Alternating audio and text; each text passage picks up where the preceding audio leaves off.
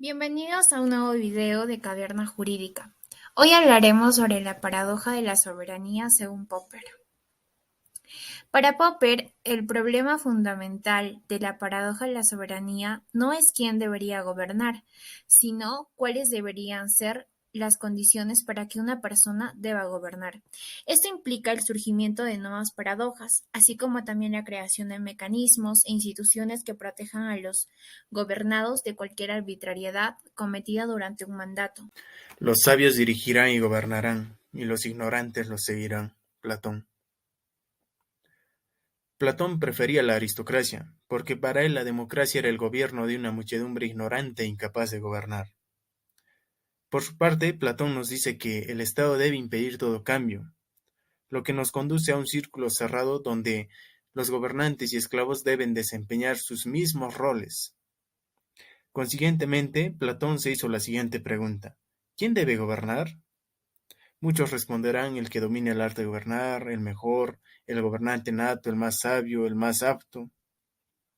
Pero aun quienes comparten esta suposición con Platón reconocen que los políticos gobernantes no son suficientemente buenos o sabios, y que por este motivo resulta difícil confiar implícitamente en ellos.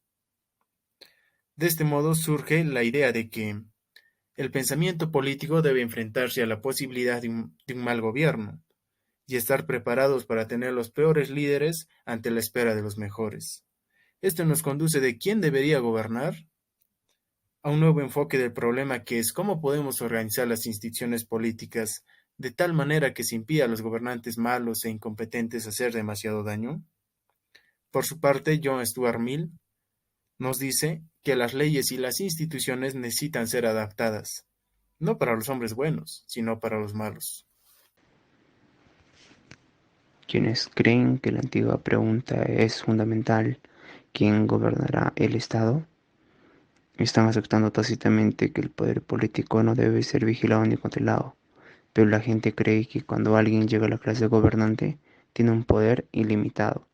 Este tipo de pensamiento viene a ser completamente falso, debido a que si nosotros tendríamos que, por ejemplo, suponer que el poder político sea libre de control y vigilancia, entonces, como decía Platón en su teoría de la soberanía, de forma implícita, es poner el poder político en las mejores manos.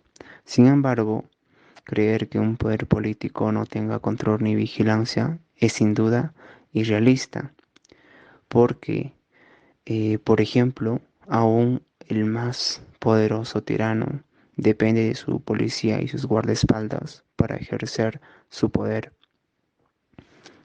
La cuestión mucho más fundamental es la de ejercer un control institucional de los gobernantes, llamada también como la teoría de controles y equilibrios. Sin embargo, debemos adoptar en política el principio de estar preparados para lo peor y dejar nuestros esfuerzos de tener políticos excelentes.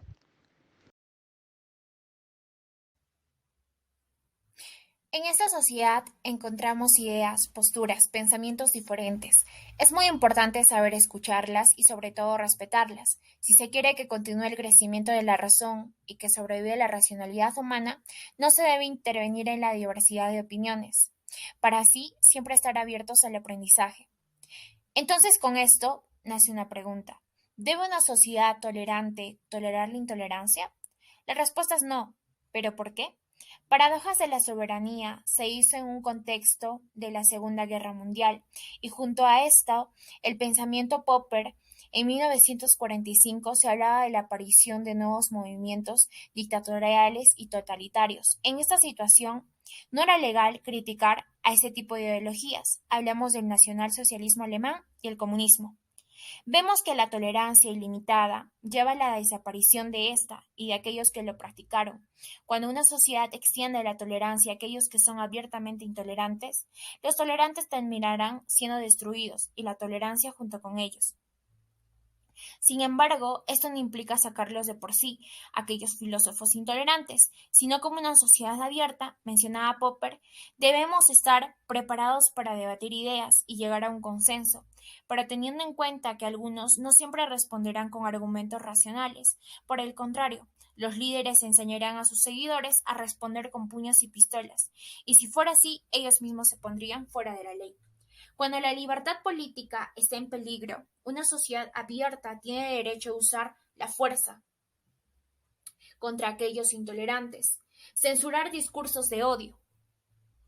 En un principio nuestra democracia no era absoluta, es más, para esclavos y extranjeros, mujeres, no la existía. Hemos estado en constante lucha todos los estados para alcanzarla por completo y tornándolo como la solución para nuestros gobiernos.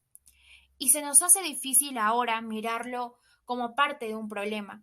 Si esta democracia no tiene límites y no hay restricción alguna, entonces con el paso del tiempo se tendrá un gobierno que en nombre de la democracia y democráticamente pueda ser electo un tirano, destruyendo todo el proceso de la democracia. Es prudente que después de todas las luchas y la inversión social que tomó llegar a una democracia, hoy en día la consideremos como la perdición a nuestra clase política. La teoría de la soberanía es paradójica, sí, porque si ponemos en juicio la disputa entre quién debe gobernar, si el más sabio o el mejor, estos responderán que el otro es el más apto. Esto nos lleva a una paradoja, ya que la decisión que tomen estos variará de acuerdo a sus intereses. Heráclito decía sobre esto: la ley puede exigir también que la voluntad deba obedecerse. Es posible demostrar que se puede crear una teoría de control dejando de lado la rectitud del gobierno democrático y considerando la improcedencia de la tiranía. Popper plantea esa teoría fundamentada en una doctrina de bondad. Nuestra lectura nos presenta dos tipos de gobierno. El primer gobierno, llamado democracia, que consiste en otorgar el poder regulador a los gobernados, dándoles autoridad para repudiar y derrocar a sus gobernantes mediante diversos mecanismos democráticos.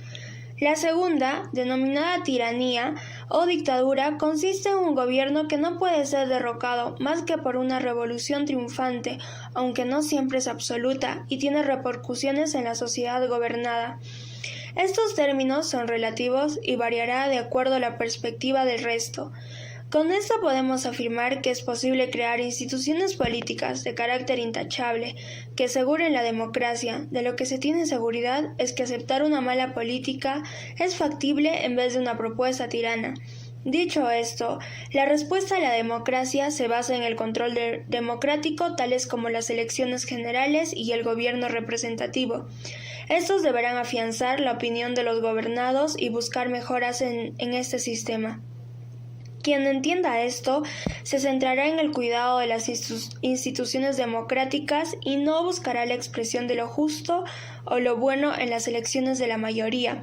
De esta manera, nos garantiza que aunque se haya optado por un gobierno tirano, tengamos la posibilidad de combatir mediante tales instituciones y métodos, permitiendo su supervisión constante.